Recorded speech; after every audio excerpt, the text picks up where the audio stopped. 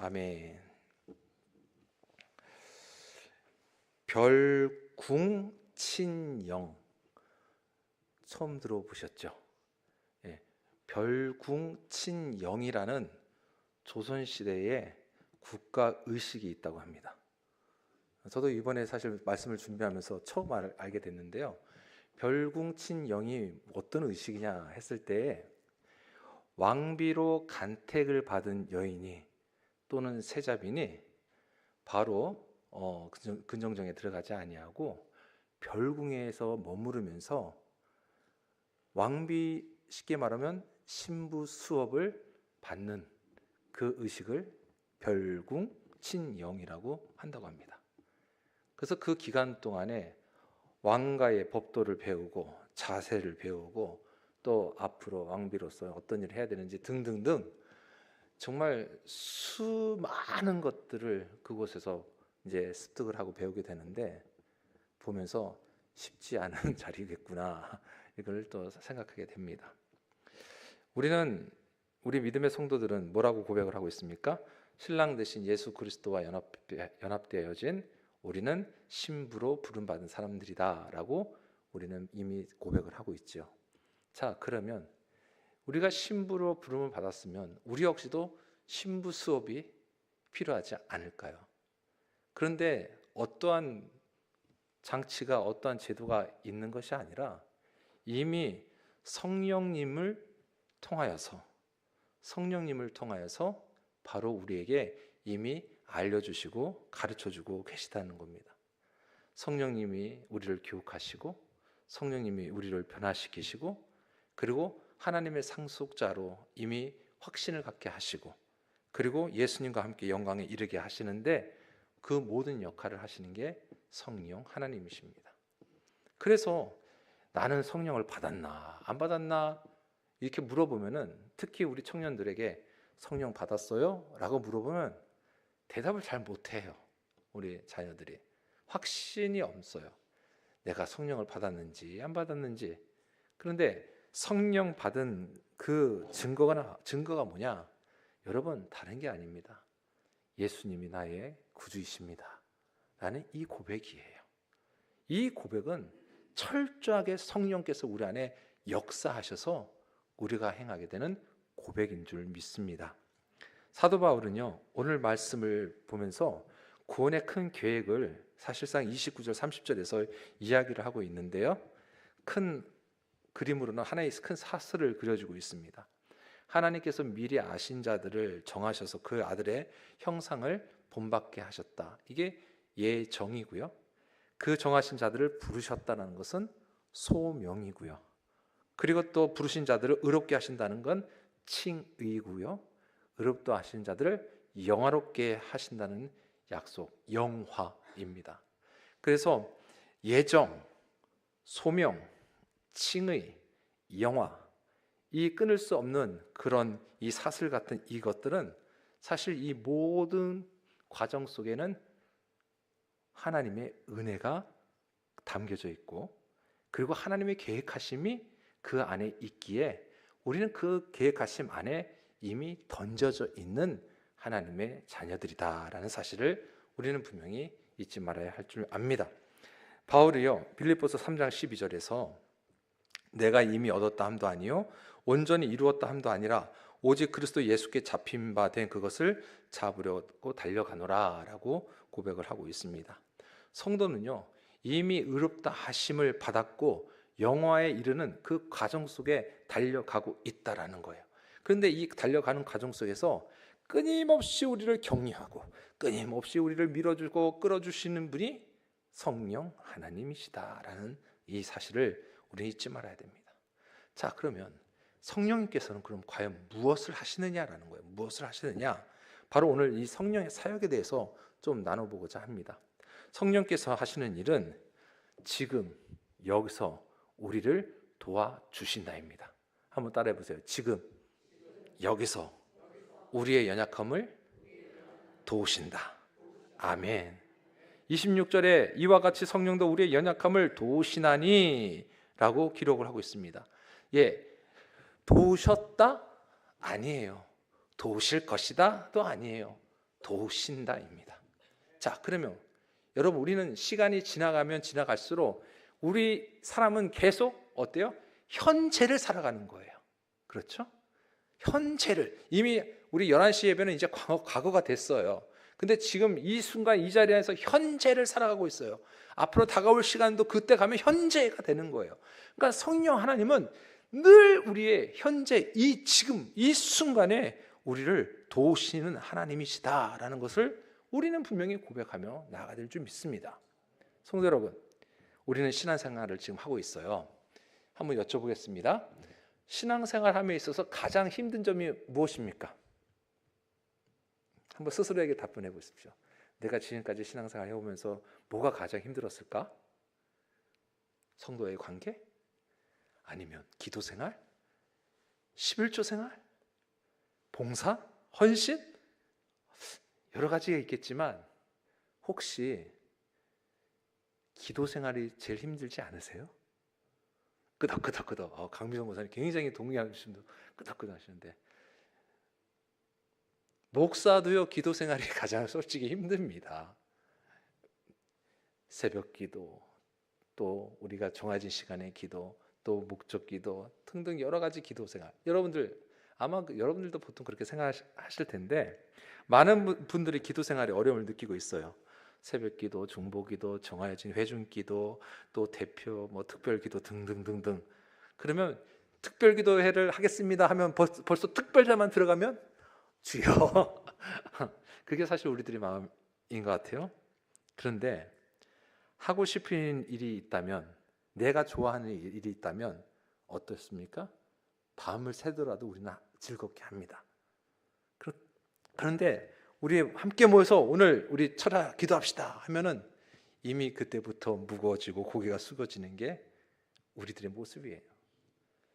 그러면 한마디 더 하시죠.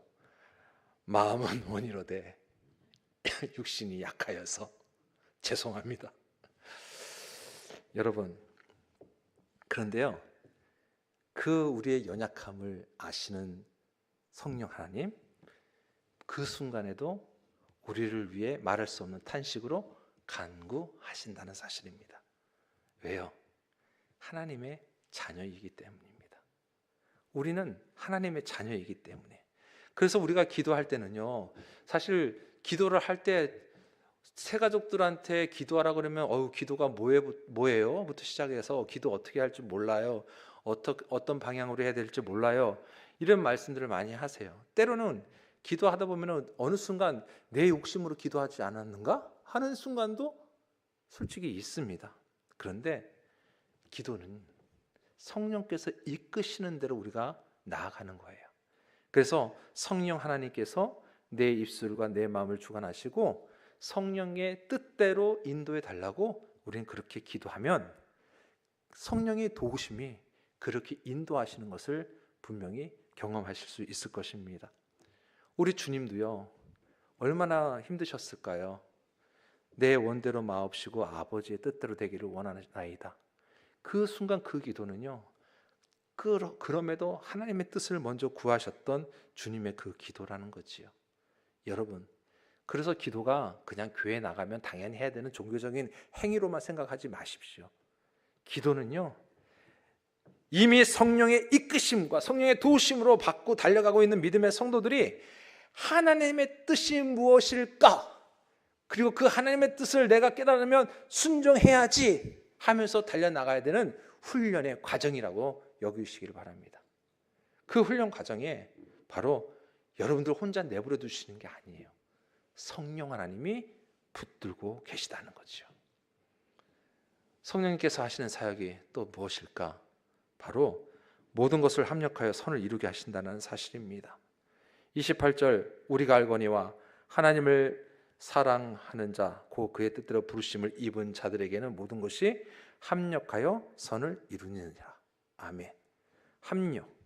합력이 무슨 뜻일까요? 협력이에요. 함께 한다는 거예요. 함께 일한다는 뜻입니다. 함께 일한다는 것은 그 함께라는 거에는 이미 하나의 목표가 이미 들어가져 있어요. 그래서 하나의 그 목표를 바라보면서 함께 달려가는 거예요. 회사를 운영하는 경우에 회사에는 여러 각 부서들이 있어요. 각 부서에 또 각자가 맡은 일들이 다 달라요. 그런데 부서든 그 일을 하든 모든 것은 하나의 목표가 있습니다. 결국 회사는요, 실적이 좋아지는 게 목표이겠죠. 그런데 회사가 가는 방향하고 나는 가기 싫어 하면서 한 부서가 또는 한 사람이 개인 플레이를 했어요. 개별적으로 자기 뜻대로 간다고 해요. 여러분, 회사 발전이 없어요. 성장할 수가 없는 거예요. 그래서 한때는 원팀, 이 원팀이라는 단어를 많이 썼어요. 우리 스포츠계에서도 코리아 원팀 해가지고 많이 했는데 목표는 하나라는 거예요. 우리가 한 목적을 가지고. 오늘 말씀의 바울은 바로 그 합력을 강조를 하고 있습니다. 자, 그런데 누가 합력하는가 했을 때 하나님을 사랑하는 자, 곧 그의 뜻대로 부르심을 입은 자들이라는 거예요. 자, 하나님을 사랑하는 자들과 곧 그의 뜻대로 부르심을 입었다는 것은 사실 여러분 같은 사람이에요. 성도의 정체성을 나타내는 동의어적인 표현입니다. 같은 거예요. 하나님을 사랑하는 것, 그의 뜻대로 부르심을 입은 것은 누가 그렇게 가능하게 했느냐라고 했을 때 여러분 그 누가가 바로 우리 성령 하나님이신 줄 믿으시기 바랍니다. 성령께서요 부르셨고요, 성령께서 사랑하도록 만드셨고요, 성령께서 하나로 이뤄가고 계신다는 사실이에요. 그래서 성령은 우리랑 뗄 수 없는, 뗄래야 뗄 수 없는 바로 그런 하나님이십니다. 우리에게 하나님의 사랑이 무엇인지를 깨닫게 하시고 또 그 사랑의 길로 더욱더 이끌어 주신 분이 성령 하나님이시오. 그것을 깨달은 그 부르심의 뜻대로 입은 성도들을 함께 합력하여 한 방향으로 달려가게끔 인도하시는 그 하나님의 놀라우신 사역, 성령 하나님이 하시는 사역이라는 거예요. 자, 다시 앞으로 잠깐 돌아가겠습니다. 앞에 돌아가면서 오늘 말씀에 이 구원의 사슬, 아까 말씀을 잠깐 드렸어요. 예정, 하심, 소명, 부르심, 그리고 칭의, 영화, 이 것들을 잠깐 설명을 해보면은 이 예정은 하나님이 우리를 아들의 형상을 본받도록 이미 선택하시고 정하셨다라는 겁니다. 이 예정론에 대해서 간혹 어떤 분들은 얘기해요. 그러면 우리 하나님 너무나 동면의 양면과 같은 분 아니십니까? 아니 구원받을 사람 이미 선택해 주시고 그리고 구원받지 못할 사람 선택 안 하셨다면 이거 뭐 하나님 사랑 하시는데 사랑하시는 하나님이 아니지 않으세요? 그것만 바라보기 때문에 그렇게 이해를 하시는데요, 아닙니다. 하나님은요 모든 인류를 사랑하십니다. 그리고 하나님은 하나님의 그 시선이 우리 인간에게 먼저 가 있다는 거 말씀을 드렸잖아요, 저번에. 하나님은 모든 인간이 구원받기를 원하시는 거예요. 그래서 하나님은 하나님의 자녀로 다 불러주셨어요. 이미 다 부르신 하나님이세요. 그런데 여기서 소명이 그 다음에 들어갑니다. 이 소명이 뭐냐? 하나님의 사랑이 우리의 삶 속에 들어온 순간, 그래 하나님이 부르셨어, 아멘, 아멘으로 응답하는 게 소명이에요. 여러분들은 그렇게 다 아멘으로 응답하셨죠? 여러분 다 부르셨다는 거 아멘 하셨죠? 그게 이미 여러분들에게 소명이 있는 거예요. 그 소명을 받은 사람들, 이제 하나님의 사랑을 확실히 고백하는 이 사람들이, 믿음의 성도들이 이제는 그리스도의 십자가의 보혈로 내가 의롭게 되었습니다, 나는 이제 죄에서 완전히 해방이 되고 이제 하나님과 함께 할 수 있는 그 관계, 하나님과의 관계가 회복이 되었습니다까지 고백되는 게 이제 칭의입니다. 그 칭의를 받고 이제 마지막에 우리의 최종 목적지는 어디냐? 영화의 단계에 들어가는 거예요. 영화의 단계 최종 목적지예요. 주님과 합당하게 어울리는 그 영광의 상태에 들어가는 것. 그런데 그 과정이 이제 우리는 성화의 과정이라고 얘기합니다. 그래서 이 성화의 과정은요, 여러분 지금 우리가 함께 달려가고 있는 거예요. 이 성화의 과정에는 아까 우리 오전에 말씀드렸지만 우리가 교회가 교회되게 하는 거, 성도가 성도되게 하는 게 필요한 것이 거룩함이라고 그랬죠. 거룩하기 위해서는 뭐가 있어야 된다고 했습니까? 말씀과 기도가 빠지면 안 된다는 거예요. 그래서 우리 성도들은요, 함께 지금 성화의 길을 어떻게 해요? 구원의 확신을 가진 백성들, 성령의 임재하심을 통하여 성령의 이끄심을 통해서 아멘하고 확신을 가지고 나가는 우리들이 함께 성화의 과정으로 거룩함의 길을 걸어가고 있다라는 사실입니다. 그러니 여러분, 우리가 얼마나 서로가 함께 손을 잡고 가야 될 이유가 어디 있는지 다시 한번 우리는 깨닫게 되는 것이죠. 혹 조금 뒤처지신 분이 계시면 우리가 서로 손을 잡고 끌어줘야 되는 이유가 바로 그거예요. 앞에 가신 분 있으면 우리 같이 갑시다 하고 손 잡고 나가는 거예요. 성령의 도우심, 우리는 늘 간구해야 되는데 그 간구가 바로 우리는 기도이죠. 그래서 여러분, 우리가 언제 하나님 앞에 무릎을 꿇습니까? 하나님 앞에 여러분들이 무릎을 꿇을 때 그때는 간절함이 있는 거예요. 간절함의 기도 제목이 있잖아요. 그것이 건강의 문제, 자녀의 문제, 직장의 문제, 또 청년들 같은 앞으로 비전의 문제, 여러 가지의 그 간절함이 있을 때 우리가 무릎을 꿇게 돼요. 얼마나 감사한지 몰라요. 무릎을 꿇을 수 있다는 것은 하나님 앞에 내려놓겠다는 거잖아요. 하나님 도우심을 간구하겠다는 거잖아요. 그래서 그게 우리가 하나님 앞에 나가는 기도의 참된 모습인데, 그런데 중요한 것은 여러분, 우리가 필요할 때만 하나님 앞에 무릎 꿇지 말자는 거죠. 성령께서는 그렇게 우리를 이끄시는 분이 아니세요. 필요할 때만 하나님 앞에 가서 무릎 꿇자, 아니요. 매 순간마다 우리가 하나님 앞에 무릎 꿇는 그 모습이 필요합니다. 자, 무릎 꿇는다 해서 실제적으로 우리가 무릎을 꿇는 거, 이것도 이야기합니다. 이것도 맞지만 바로 우리 마음의 자세를 표현하는 거잖아요. 늘 하나님의 뜻을 우리가 향해서 달려가는 것. 여러분, 눈물, 땀, 기도할 때 흐르는 이유가 있습니다. 눈물이 흐르고 땀이 나는 이유가 뭘까?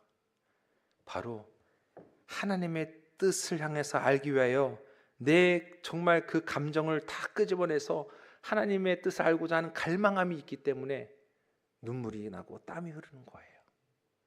그래서 그때 흘리는 눈물과 땀은요, 우리를 영혼을 더 건강하게 한다는 사실을 여러분 믿으시기 바랍니다. 운동할 때 여러분 땀 안 흘리고 운동을 하시는 분 계십니까? 땀 안 흘리고 그냥 숨쉬기 운동 편하죠. 그런데 운동을 하려면 땀이 나야 되는 거예요. 신앙의 경주도 여러분 우리에게 땀 흘림이 있어야 될 줄 믿습니다. 그 땀 흘림이 지금 내가 한번 돌아보십시오. 얼마나 내가 눈물을 흘렸고 그 땀을 흘렸는가. 성도 여러분, 신앙생활은 나 편한 대로가 아니라 주님의 뜻대로 달려가는 겁니다. 지금 제가 이 얘기를 지금 사실 단위에 올라올 때 할까 말까 계속 하나님 어떻게 해야 될까요? 어떻게 해야 될까요? 물으면서 고민을 했는데, 혹시 성가대 한번 손들어 봐 주십시오. 성가대 손들어 주세요. 몇 분 계셔요? 하나, 둘, 셋, 넷, 다섯, 여섯, 일곱, 여덟, 아홉, 10분, 11분. 네, 손 내리시고. 지금 혹시 밑에 다 끝났나요? 강경 사모님 혹시 주방팀 다 끝났나요? 네, 주방팀 손 들어주세요. 네, 카페팀 손 들어주세요. 네, 죄송합니다. 우리가 오후 예배 또는 수요 예배의 자리를 어떻게 생각하시는지 모르겠지만, 이 예배의 자리에 대해서 여러분 다시 한번 우리가 마음을 잡고 목숨을 걸 수 있기를 바랍니다. 예배가 그냥 내가 원해서 드리고 하는 것이 아니라 하나님과의 약속된 시간이기에 우리는 이 약속을 최소한도 지키려고 몸부림치는 것이죠. 그 몸부림침 속에서 성령께서 도우시고 또한 예배를 하나님이 받으시는 줄 믿으시기 바랍니다.